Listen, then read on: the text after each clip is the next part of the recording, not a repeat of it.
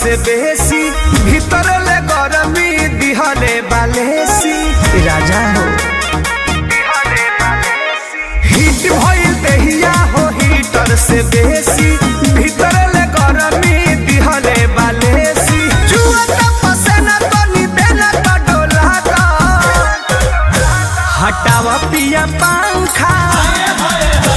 हटावा पिया पंखा एसी लगा दो हटावा पिया पंखा एसी लगा दो हटावा पिया पंखा एसी लगा दो हटावा पिया पंखा एसी लगा दो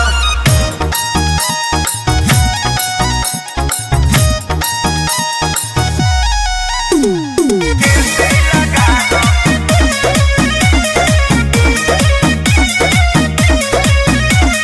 करता नहीं उज्जवल मकई साल से लगता नहावा पसीना चुए गाल से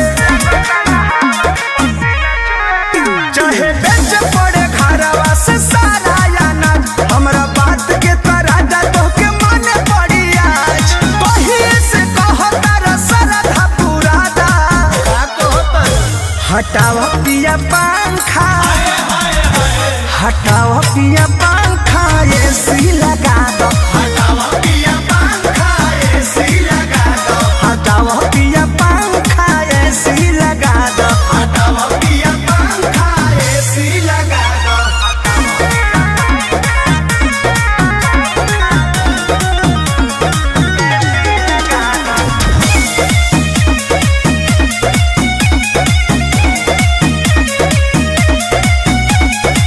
गरम सतावे रही तड़प तड़प हो दुनवरी राजा लेके रगरी बरफ हो मानो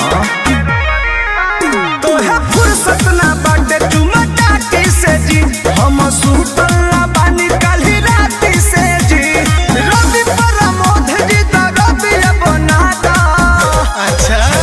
हटावा पिया पंखा लूंगी बालू हटावा पिया पंखा एसी लगा दो हटावा पिया पंखा एसी लगा दो हटावा पिया पंखा एसी लगा